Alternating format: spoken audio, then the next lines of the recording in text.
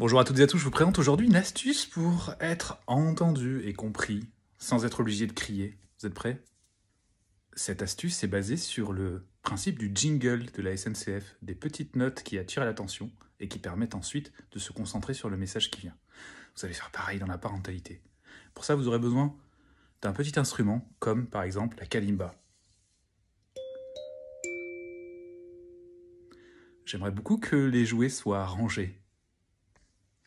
Donc vous pouvez utiliser une kalimba de ce type, mais il y a également d'autres kalimbas qui tiennent même dans une seule main.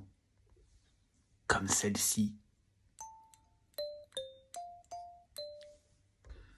Vous pouvez utiliser aussi ce type de percussion.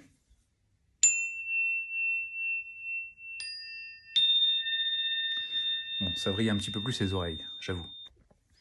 Et si tout ceci ne fonctionne pas, il vous reste le tambour chaman. N'en abusez pas quand même parce que ça permet de rentrer en transe notamment.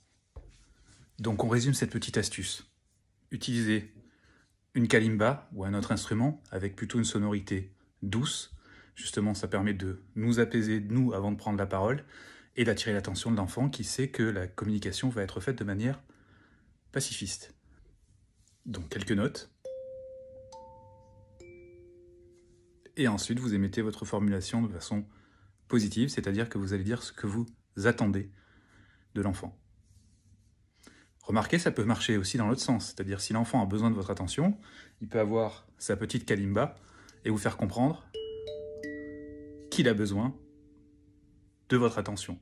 Ce qui est intéressant, c'est que chacun peut créer sa propre mélodie, ou alors on peut même moduler les effets. Par exemple, si c'est un message plutôt émotionnel, on va avoir une mélodie spécifique. Voilà, c'était l'idée musicale du jour. Merci de votre attention et à très bientôt.